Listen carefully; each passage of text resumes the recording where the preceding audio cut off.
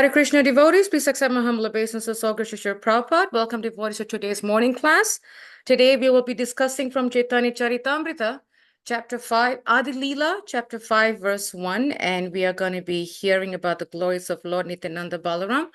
We, just a quick heads up to devotees is we skipped the last verses, the last few verses, bunch of verses in chapter 4 because Shri Prabhupada did not give a class on that.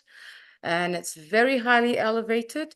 And we request devotees at your time, in your convenience, if you could catch up reading on those verses. And we will start with chapter 5, verse 1. We're very happy to have His Grace Vishnugada Prabhu with us. Hare Krishna Prabhu, Vanchakrapti Vyascha, Kripasundadevacha, Patitanam Pavanebhyo, Vaishnavebhyo Namo Namaha. Hare Krishna Prabhu, and it's all yours. Thank you. Parama Karuna Paho Dvijana Nitai Gaurachandra Parama Karuna Pahudvijana Nitai Gaurachandra. Parama Karuna Paho Dvijana Nitai Gaurachandra Parama Karuna Pahudvijana Nitai Gaurachandra. Devotees can unmute if they'd like. Shab Avatar Shad Shiramani Kebala Ananda Kanda Sabhavata Shara Shiromani Kevala Ananda Kanda Bhaja Bhaja Bhai Chaitanya Sudridha Vishwasa Kori Bhajo Bhajo Bhai Chaitanya Nitai Sudrita Vishwasa Kori Vishayacharya Sera Se Majia Mukhe Bolo Hari Hari Vishaya Chadiya Sera Se Machia Mukhe Bolo Hari Hari Dekha Ore Bhai Tribhuvane Nai Emona Doyara Dhata Dekho re bai, tribhuvane nai, emona doyala tata. Pashu Paki Jure, Pashana Vidare, Shuni Jar Gunagata. Pashupaki jure, pashana vidare, shuni janra gunakata. Samsaramajia, Rohili Podia, Shepode Nohilo Asha. Samsare magia, rohili poria, sepade nahilo asha. Apana Karama, Bhunjaye Shamana, Kahaye Lochandasa. Apana karama, bunjaye shamana, kahoye lochanatasa. Parama Karuna Pahu Dvijana, Nitai Gaurachandra. Karama karuna pahutui jana, netai gaura chandra. Parama Karuna Pahu Dvijana, Nitai Gaurachandra. Karama karuna pahutui jana, netai gaura chandra. Ashab Avatar, Shad Shiramani, Kevala Ananda Kanda. Shabhavata Shara Shiromani Kevalananda Kanda. Shab Avatar, Shad Shiramani, Kevala Ananda Kanda. Sabhavata Shar Shiromani Kevalananda Kanda.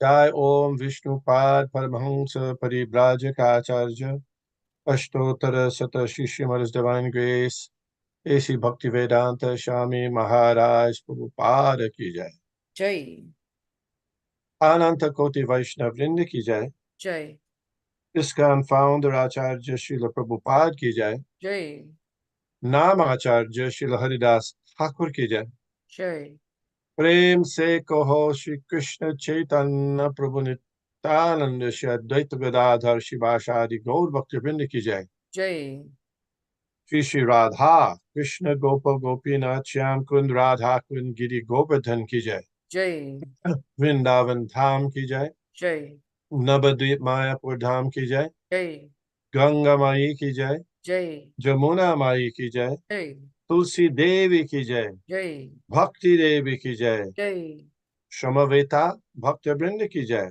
Jai. Gaur Premanande Hari Hari Bol. all glories to the assembled devotees Hare Krishna. all glories to the assembled devotees Hare Krishna. all glories to the assembled devotees Hare Krishna. all glory to Sri Sri Guru and Sri Gauranga Hari Hari Bol Nama Om Vishnu Padaya Krishna Prishtaya Bhutale Shrimate Bhaktivedanta Swami Iti Namane Namaste Saraswate Deve Gauravani Pracharine Nirbhishesha Shunyavadi Paschatya Deshatarine Om Namo Bhagavate Vasudevaya Om Namo Bhagavate Vasudevaya. Om Namo Bhagavate Vasudevaya Om Namo Bhagavate Vasudevaya. Om Namo Bhagavate Vasudevaya Om Namo Bhagavate Vasudevaya. We're reading from the Sri Chaitanya Charitamrita, Chapter 5, The Glories of Lord Nityananda Balaram. This is the introduction. Prabhu, do you want to read the introduction or shall we go to the first verse, Prabhu? I'll read the introduction. Okay, Thank you. There will be, you might have some questions around the introduction, or I can ask you questions, either one. This chapter is chiefly devoted to describing the essential nature and glories of Sri Nityananda Prabhu. Lord Sri Krishna is the absolute personality of Godhead, and his first expansion in a form for pastimes is Sri Balaram. So in we're the Chaitanya Charitamrita, usually most of the information and descriptions are about the glories of Lord Chaitanya Mahaprabhu and others, but primarily, chiefly Lord Chaitanya Mahaprabhu. Here we have in this chapter, though, it's especially dedicated to the nature and glories of Sri Nityananda Prabhu. Beyond the limitation of this material world is the spiritual sky, Paravyoma, which has many spiritual planets, the supreme of which is called Krishna Loka. Krishna Loka, the abode of Krishna, has three divisions, which are known as Dwaraka, Mathura, and Gokul. In that abode, the personality of Godhead expands himself into four plenary portions: Krishna, Balaram, Pradyumna, the transcendental Cupid, and Aniruddha. They are known as the original quadruple forms. Any questions so far? Yes, Prabhu. What is the question? Prabhu, my question is, Sri Prabhupada's last sentence, second last, in that abode of the personality of Godhead, is he referring to one of the three divisions or the whole Krishna Loka? Yeah, that's a good question. To my understanding, it would be the whole Krishna Loka. Thank you, Prabhu. But, why did I say that? Because you have Pradyumna and Aniruddha there. And usually we hear of Pradyumna and Aniruddha, their presence is there in Dwaraka, isn't it? Yeah, that's why I asked that question. I wasn't sure. Yeah, so I'm just saying that that's the evidence I would present. It seems that way. In this Boma, Lord Krishna's earthly pastimes, Pradyumna was his first son, isn't it? By Rukmini Devi. And Aniruddha was the child of Pradyumna. But here we're saying that in that abode of the personality of Godhead, he expands himself into the four plenary portions. And these four are mentioned. It's a little different than what we often hear is that Lord Krishna's first expansion is Lord Balaram, which we see in the first sentence there. And then Lord Balaram expands into Vasudeva, Sankarshan, Pradyumna, and Aniruddha, isn't it? That's our usual. So this is churning it a little bit differently. So Balaram. So when you say Pradyumna and Aniruddha are expansions of Krishna, so in a sense they're expansions of Krishna because Krishna is the original source of all expansions. Does that make sense? So even though we generally we say Balaram expands to Vasudeva, Sankarshan, Pradyumna, and Aniruddha. So, but because Krishna is the original source of everybody, they're expansions of Krishna, if that makes sense. So, and then they are known as the original quadruple forms. So Krishna, in that sense, if we're talking about in Dwarka, that's Vasudev, and Sankarshan is Balaram, Pradyumna, and Aniruddha. So then another question might come up, well, if you have the three sections, Dwarka, Mathura, and Gokul, what about where's Lord Chaitanya's place? You might say that. Go ahead, Nitya Gopal Prabhu. Hare Krishna Maharaj Dandavat Pranam. Is it Navdeep is there also in the Golok Vrindavan? That's our understanding, but it's not mentioned here. Even though we're talking about this whole work is all about Lord Chaitanya and his associates, Nityananda. So we'll have to see that later. We'll have to get. I didn't search out that question. Just came to me just now, so I haven't done the research. We should do the research because so oftentimes I've heard it said, and I should know the scriptural reference that in Krishna Loka there's the area that's Madhurya, and there's also the Audharya aspect of the supreme planet. Madhurya means the sweetness, which is like Gokul Vrindavan, and Audharya means where the love of Godhead is expanding. But I don't have the scriptural reference right now for that, so be a little careful. Do you know Nitya Gopal Prabhu? I remember Maharaj when they depicted the Golok chart in the petal, they mentioned the Leelas of on the first petal has the Leelas of Ashtasakis Radha and Krishna, and the second petal line of petal has the Gaur Leela. This time able to remember that. Oh, you're talking about the laminated Goloka chart that you get. Correct. That I think was produced by some disciples of Bhakti Vikas Swami. Right. Correct. Yeah. Yeah. So okay, so it's on. So of course that's not exactly the scripture, but we would hope that it's based on scriptures, right? Yes, Maharaj. Yes. So we'll just have to do a little more research about that. Just okay. Anybody else?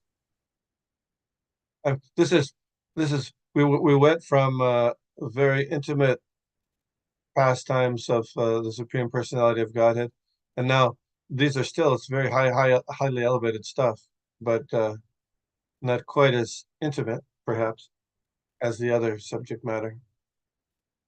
One other reason we didn't I wouldn't say skipped over, but we deferred to the individual devotees to study it is because Srila Prabhupada emphasized that Lord Chaitanya himself didn't discuss the intimate pastimes of Lord Krishna with the gopis, except with three and a half people. Is Ramananda Roy, Swarup Damodar, Sikhi Mahiti, and a sister. So, not that you can't read it or study it, but that's in general studying. We're not at that level, and so and because Srila Prabhupada didn't give specific classes on it. And another example was Srila Bhaktisiddhanta Saraswati Thakur, who is quite elevated personality of directly a person from Lord Chaitanya's personal stock. He wanted to produce the book Krishna Karanamrita. Have you heard of the book Krishna Karanamrita by Bilva Mangala Thakur?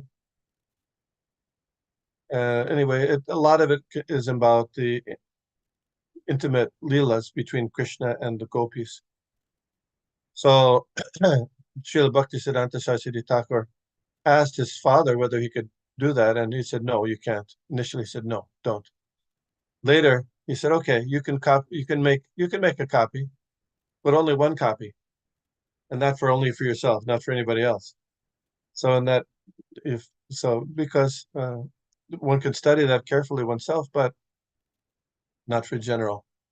So then somebody may ask, well, how is it here in the Chaitanya Charitamrita if it's not for general discussion? Well, some parts are for general discussion and other parts are not. That's all. That was our conclusion. Some areas are for personal study. Does that make sense? In And Krishna Lok, go ahead.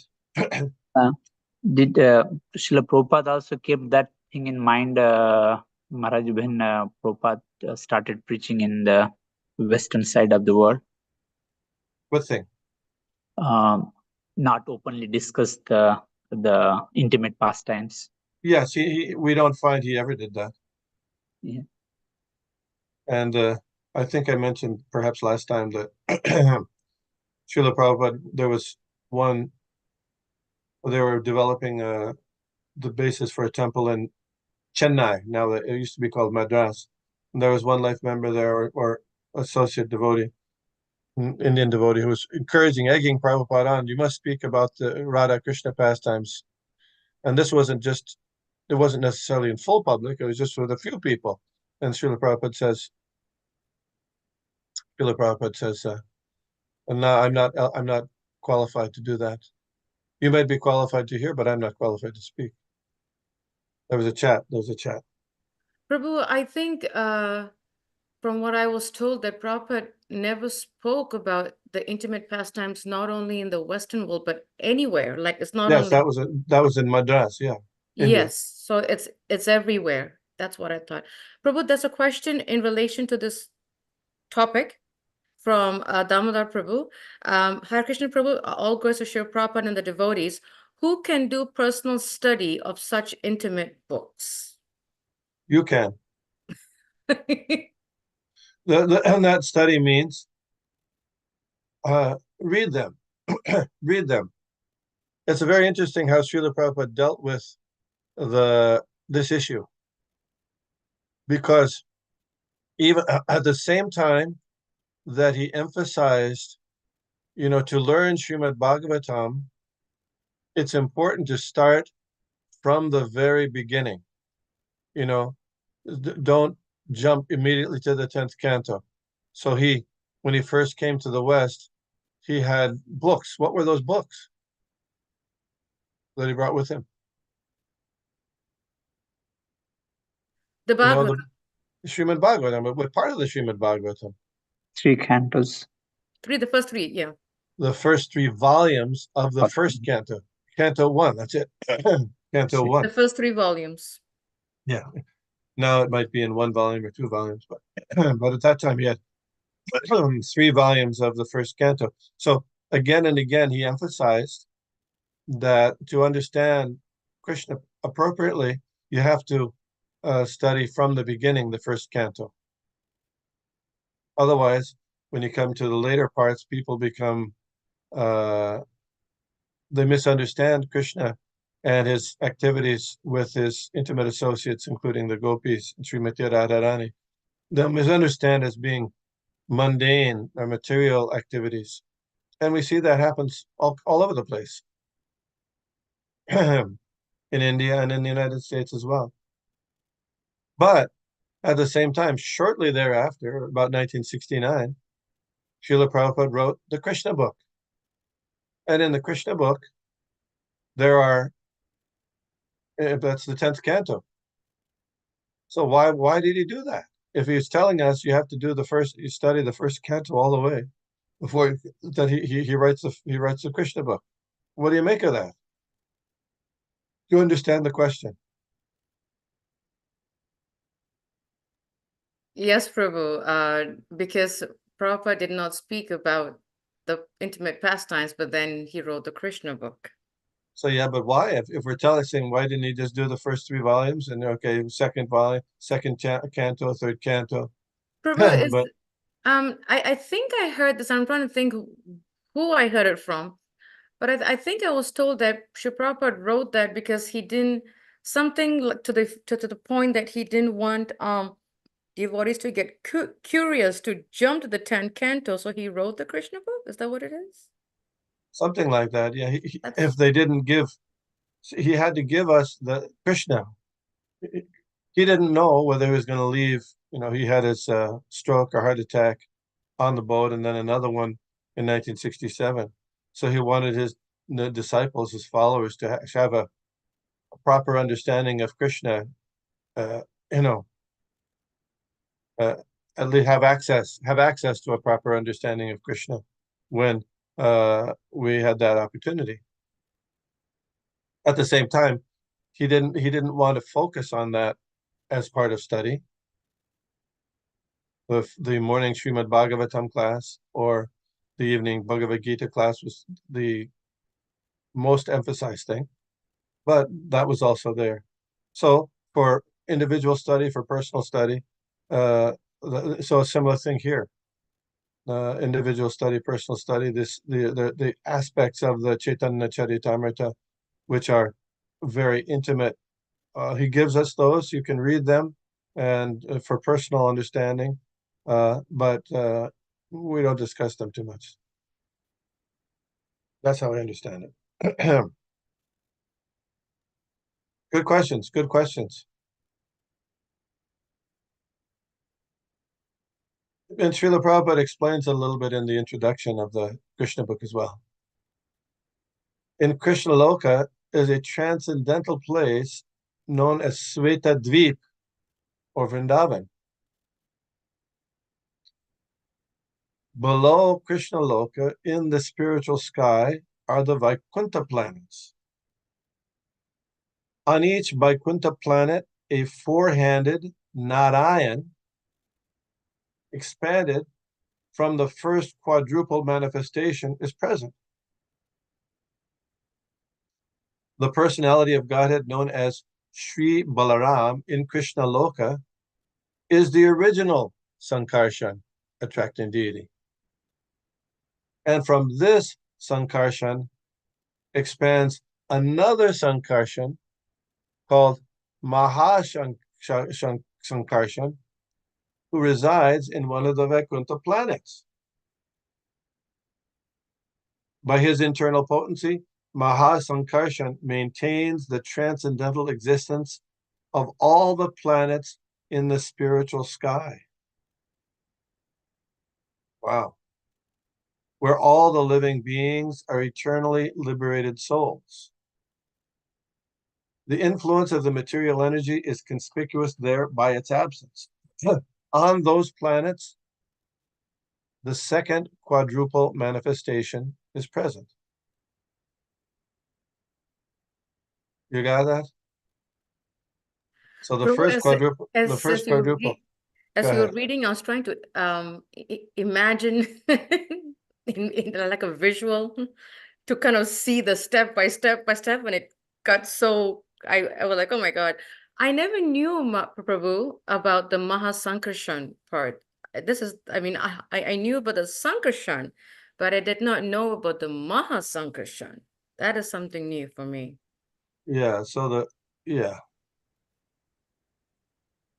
So yeah, the first and this Mahasankarshan we're talking about now is not Mahavishnu, because we'll come to Mahavishnu. This is not Mahavishnu. So this Mahasankarshan is maintaining the existence of the planets of the spiritual sky. So we have the first is Balaram, then there's the Balaram Chaturvyuha expansion of Vasudev, Sankarshan, Pradyumna, and Aniruddha in the Krishna Loka there. Then there's this expansion of Narayan, then this second Chaturvyuha with Mahasankarshan. And then we'll see here that this Sankarshan is going to expand as Mahavishnu, Karanadakshaya Vishnu. Outside of the Vaikuntha planets is the impersonal manifestation of Sri Krishna known as Brahmalok, also sometimes called Brahma Jyoti, right? Brahma Jyoti. Sometimes Brahmalok is meaning the abode in this material universe of Lord Brahma. But in this case, Brahmalok means that impersonal Brahma Jyoti. You follow? Because just like in any language, words have meaning according to their context. So, for example, you see the word nitya baddha. You know, you've heard the word nitya baddha? What does Yes. nitya baddha mean? Eternally Baddha. Eternally conditioned, isn't it? Condition. Yeah. Eternally conditioned. So some people argue, oh, see, there's this word nitya baddha, which means eternally conditioned. Therefore, some of us were never in the spiritual world in the first place. We're always nitya baddha, right? Here's the word nitya baddha. And they offer different arguments like that. But that's not what Srila Prabhupada said. He said, Icha dvesha samutena dvandva mohena bharata, that out of desire and hate, we've all become into this material world, born into the material world. But we were there with Krishna.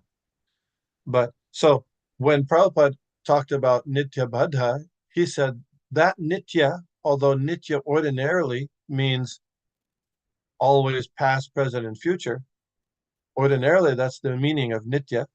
But in this case, nitya means so long ago, so far back in time that you can't trace out the source, the time when it happened. Do you follow? So it's the Yes. same word, nitya, but Yeah. according to context, it's understood differently. Similarly, what I was going to say, atma, sometimes according to context means the soul, and sometimes it means the body, sometimes it means the mind, when you're depending on the connotations in this context. So here, I see. Brahma Loka, question? No. Perfect. Yeah. Here, All Brahma Loka is, we see it's the impersonal manifestation of Krishna. So this Brahma Loka is not Lord Brahma's planet within this material universe, but is the Brahma Jyoti, which is Loka just means place, and Brahma means spirit. So in this place, Brahma Loka means the Brahma Jyoti. On the other side of Brahma Lok is the spiritual Karana Samudra. Samudra means ocean, or causal ocean. Not casual ocean, but causal ocean. The material energy exists on the other side of the causal ocean without touching it. In the causal ocean is Mahavishnu, the original Purusha expansion from Sankarshan. That's the Mahasankarshan. So Mahavishnu places his glance over the material energy, and by a reflection of his transcendental body, he amalgamates himself within the material elements. I have no idea what that means.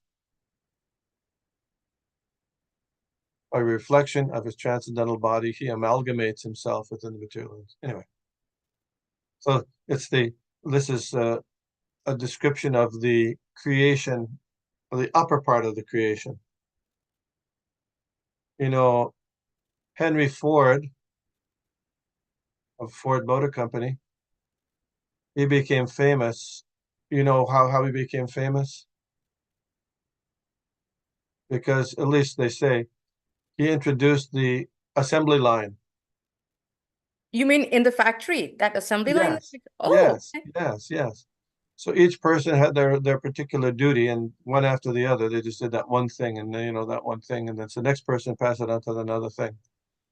So this is kind of I don't think that Srila Prabhupada has ever mentioned it like this, but you could think of it as almost a transcendental assembly line, because each person, each expansion is having a different function within the overall manifestation of the material and spiritual universes, right? Mahashankarshan is maintaining all the spiritual planets, and then his expansion, Mahavishnu, is there.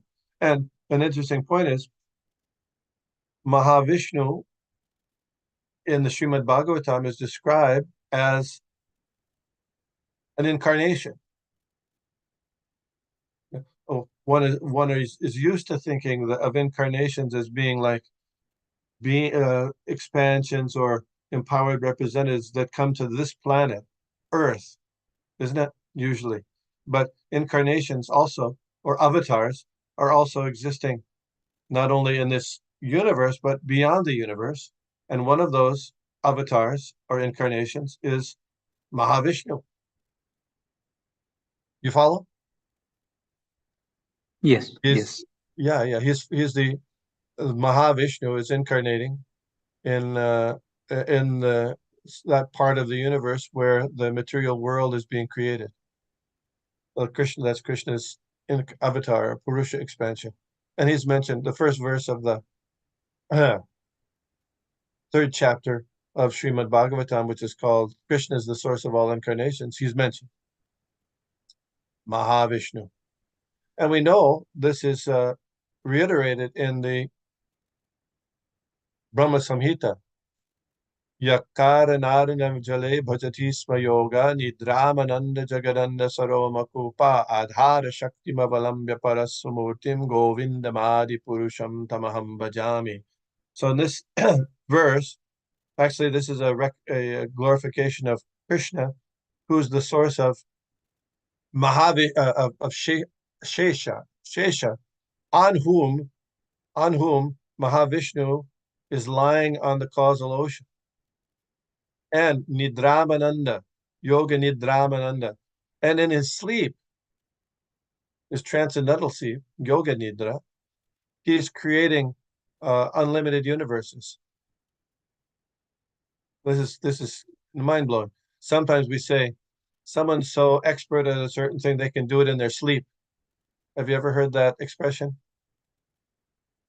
Well, Lord Krishna, as the expansion, as Mahavishnu, is creating all the universes in his sleep. Just like that. Yeah. And you can imagine the size of Mahavishnu. You know, in this world, we think of big beings as maybe an elephant or a blue whale or some kind of whale, or maybe there's this Timingala fish. But this Mahavishnu is incredibly gigantic that universes are coming out of the pores of his body and out of his breathing. Yasyaika nisvasita kalamatavalamya jivanti loma vilaja jagadandanata Vishnur mahansi yasya kala vishesho govindamadi purusham tamaham bhajami. And that Mahavishnu is just a portion of a plenary portion, a portion of Krishna. Kala means a portion of a portion. Mm-hmm. So, you know, Krishna is at the same time smaller than the smallest because he can enter into the atoms and between the atoms, and larger than the largest at the same time. This is mind-blowing stuff. It's not possible. That's why we say Lord Chaitanya's philosophy is achintya veda tattva. It's inconceivable. If something's small, you can't say it's big. If something's big, you can't say it's small. But Lord Krishna is both big and small, biggest of the biggest and smaller than the smallest, both at the same time. Mind-blowing. It's mind-blowing. So this is the glories of Lord Krishna and his expansion, Lord Balaram, Nityanandaram. Okay. As the source of the material elements, the material energy is known as Pradhan. And as the source of manifestations of the material energy, it is known as Maya. So the ingredients and the developing cause. But material nature is inert in that she has no independent power to do anything. She's empowered to make the cosmic manifestation by the glance of Mahavishnu. Therefore, the material energy is not the original cause of the material manifestation, rather, the transcendental glance of Mahavishnu over material nature produces that cosmic manifestation. Prabhu, Yeah. would you, I'm so sorry. Would you mind making that whole paragraph in simple English for me? It's so. Well, this I mean, this is also very inconceivable It because is. It's you see, there's this thing called the pradhan, and if you think about pradhan, where is it existing? Where does it happen? It's somehow it's in this different. There's a corner of the creation where this pradhan is existing, and at one point, is it outside of Krishna or inside of Krishna? It's hard to understand. But then, because Mahavishnu glances over the pradhan, and in that way, the living entities are impregnated into matter. You follow? So then, but then you find out that all the universes are emanating from the body of Mahavishnu, right? So then, how do the living entities go from that into those universes? I don't know. I have no idea. But somehow it happens. because, Prabhu, I'm trying to understand this sentence by Srila Prabhupada. The material energy is known as pradhan, and as the source of the manifestation of the material energy is known as Maya. I'm trying to connect those two, and it's Yeah. So the mind-blowing. Maya is the one who's making the manifestations. You know, sometimes Maya is considered the creator of the material world, right? Sometimes, although the ingredient cause is by that's the pradhan, and the efficient cause Maya is coming from Krishna also. It's Maya Shakti, Krishna Shakti. So both of them are coming from Krishna, but sometimes when you look at it in a small area, a small bit, that looks like Maya is the cause of the manifestations. That's how I understand it. It's a little tricky. You know, we'd like to have a very simple explanation. It's not so simple. But if one becomes elevated to a high platform of Krishna consciousness, then all these things can be realized. You remember that there was a Brahmin in Dwaraka who his wife would give birth to a child, and the child disappeared. So the Brahmin started to blaspheme Ugrasena, who was the emperor, and Krishna also. What's going on here?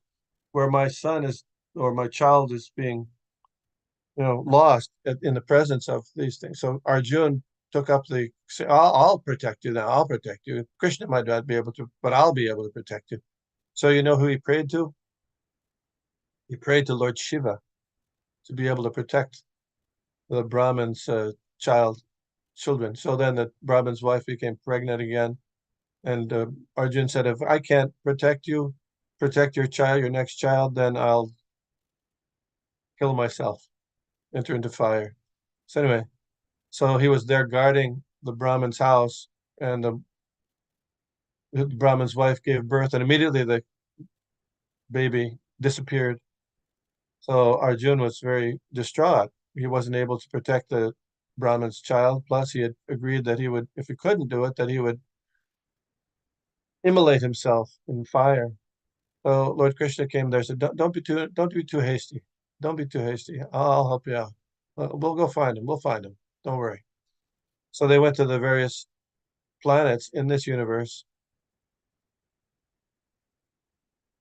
Bali Maharaj's planet, Yamaraj's planet, different planets. Nothing they couldn't find. So Arjun was also becoming a little despondent. So Krishna said, no, come on. So they went on the chariot, crossing through the coverings of the universe. How did they do that? With Krishna's chakra. Yeah, they're in the chariot. So how does it happen in a chariot? Well, there must be some kind of pathways that go like that. Anyway, so they went beyond the universe, and what's beyond the universe? They came to Mahavishnu.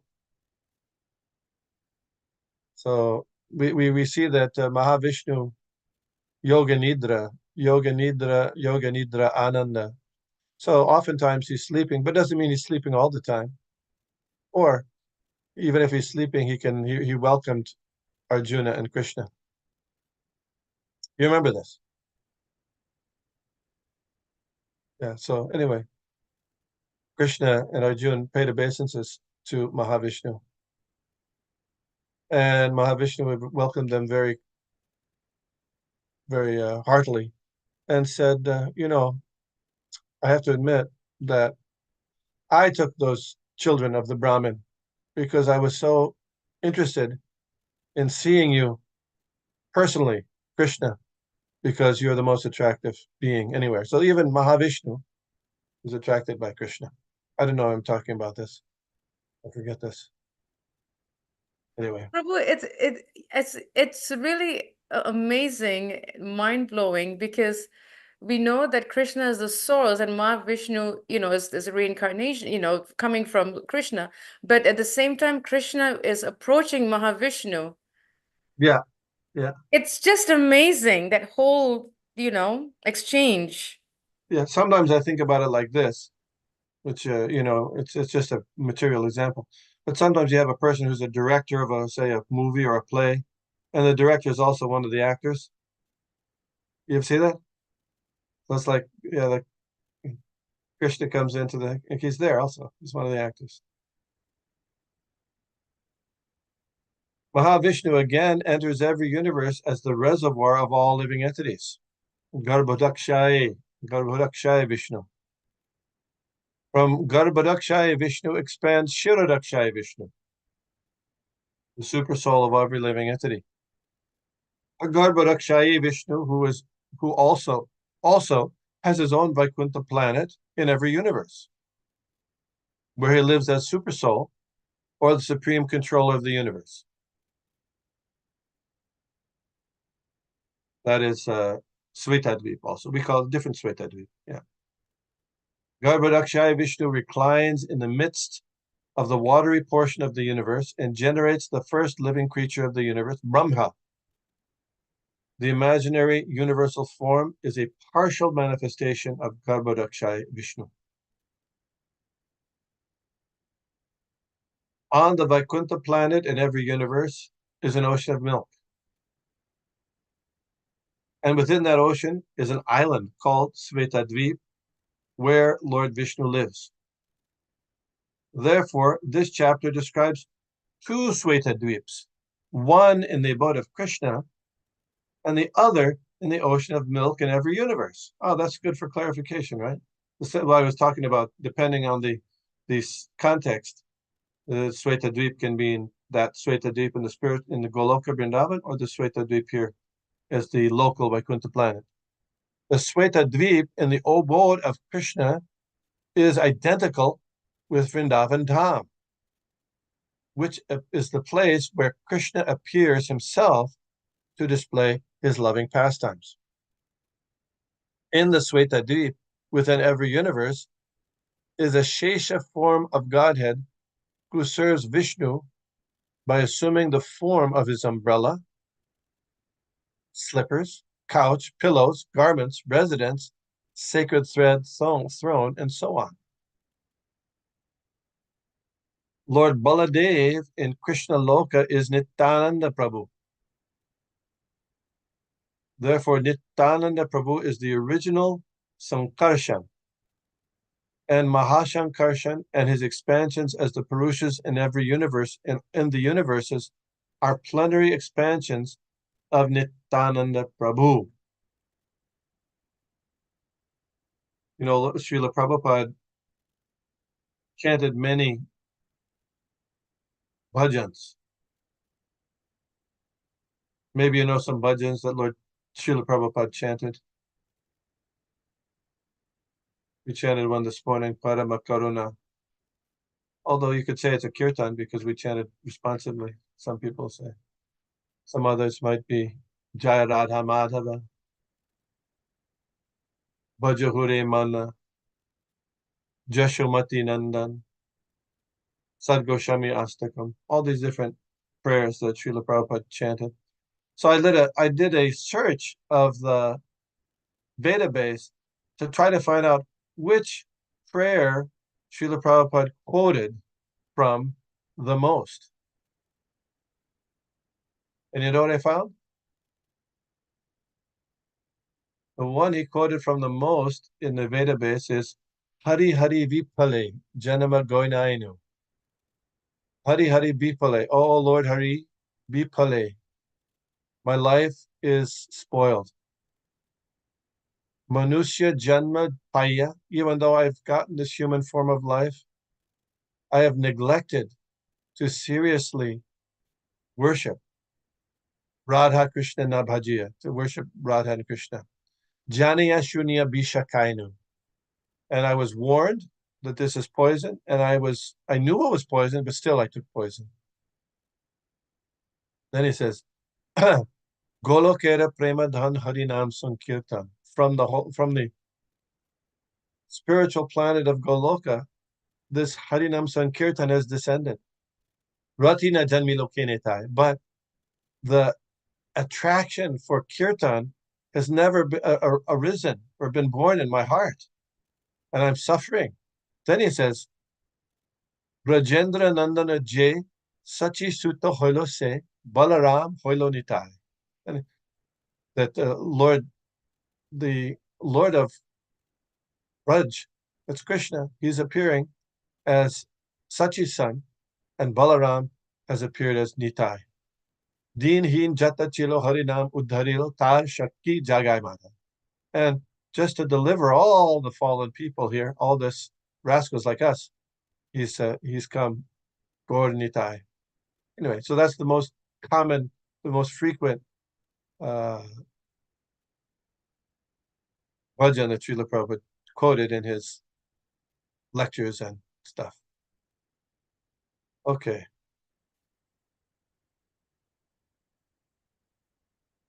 Yeah. In this chapter, the author has described the history of his leaving. This is the last part of the chapter. In this chapter, the author has described the history of his leaving home for a personal pilgrimage to Vrindavan and is achieving all success there. In this description, it is revealed that the author's original paternal home and birthplace were in the district of Katwa, in the village of Jamatpur, which is near Naihati. So in India, in the United States, we call them counties, but in India, you call them districts. The same idea, districts. So like you say, Nadia district, that's the county, or what we would say county of Nadia, which is, so here the district of Katwa, which was northwest, a little bit northwest of Mayapur, Navadvip, and that's where Lord Chaitanya took sannyas, in the village of Jamatpur. Krishnadas Kaviraj's brother invited Sri Miniketan Ramdas, a great devotee of Lord Nityananda, to his home, but a priest named Gunadava Mishra did not receive him well. And Krishnadas Kaviraj Goswami's brother, not recognizing the glories of Lord Nityananda, also took sides with the priest. Therefore, Ramdas became sorry, broke his flute, and went away. This was a great disaster for the brother of Krishnadas Kaviraj Goswami. But on that very night, Lord Nityananda Prabhu himself graced Krishnadas Kaviraj Goswami in a dream and ordered him to leave on the next day for Vrindavan. Haribol. That was a big introduction. Wow. Hare Krishna. Prabhu, this is deep. This is like overwhelmingly deep. Prabhu, I'm trying to understand the last line, where Shri Prabhupada says, on that very night, Lord Nityananda Prabhu himself graced Krishnadas Kaviraj Goswami in a dream to order him to leave to Vrindavan. Prabhu, is it because of the offense? That's why he was asked to leave? That was one factor, sure. That's what I'm That thinking. was one factor. We were reading the other day in Chaitanya Charitamrita when Rupa and Sanatan Goswami first met Lord Chaitanya in Ramkeli, which is north of Navadvip, about 100 miles north. They offered so many prayers, and Lord Chaitanya initiated them by giving them their name, Rupa and Sanatan, from Dabir Shakar Malik. So then Lord Chaitanya told all the devotees to give mercy there are many devotees there with him, and give mercy to Rupa and Sanatan. And Srila Prabhupada comments there that this is the quality of a true Vaishnava, is that when somebody gets the mercy of Krishna, other devotees become happy. They're wonderful. They congratulate them, and they don't try to cut them down or to criticize or impede them. So then devotee asked, well, and then Prabhupada says, so there are many. He said that there are many obvious people in the Hare Krishna movement. He says in the purport. Wow. So not just in the material world, but in the Hare Krishna movement, he said. But he said then those people should be neglected. So then the question came up, well, how do you neglect? Well, how do you neglect? So I thought about that, and I thought like this. He went away. So in this case, Krishnadas Kaviraj's brother, he accepted Lord Chaitanya but rejected Nityananda Prabhu. So that's an offense. And so Krishnadas Kaviraj left. But, and a part of it was also Lord Nityananda Prabhu wanted Krishnadas Kaviraj to write the Chaitanya Charitamrita. He did so when he went to Vrindavan. He would hear every day in Vrindavan Raghunath Das Goswami, who had heard these things from Sarup Damodar, Lord Chaitanya's personal secretary. He would speak at the Radha Govinda temple for several hours on the pastimes and activities and teachings of Lord Chaitanya, and Krishnadas Kaviraj was there. So he wouldn't have had that opportunity if he hadn't gone to Vrindavan under the direction of Nityananda Prabhu. So both things happened. Does that make sense? Yes, Prabhu. Pretty powerful. So when you go to Radha Govinda temple in Vrindavan, if you visit, that's where Krishnadas Kaviraj heard from Raghunath Das Goswami. All these, what we're reading here.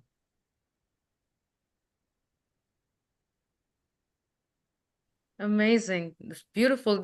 I mean, just the introduction itself was like overwhelmingly like mind-blowing, as you said, Prabhu. Amazing. Thank you, Prabhu. Would like to ask devotees, we've had nice question and answers interactive in between the classes, which is really, really, at least for me, it's very helpful.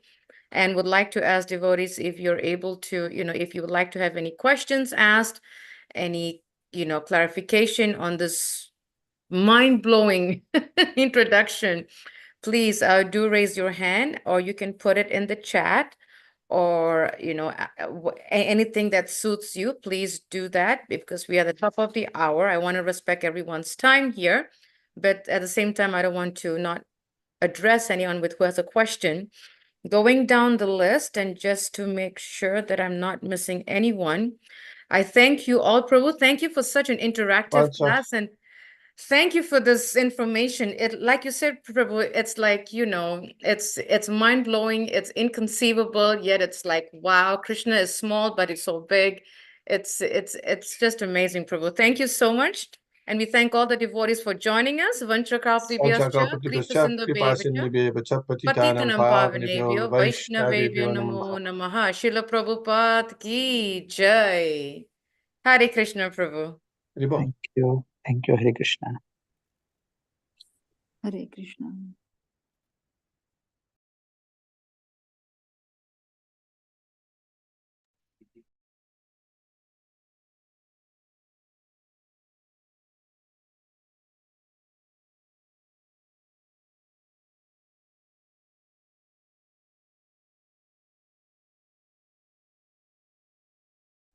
Hare Krishna. Hare Krishna.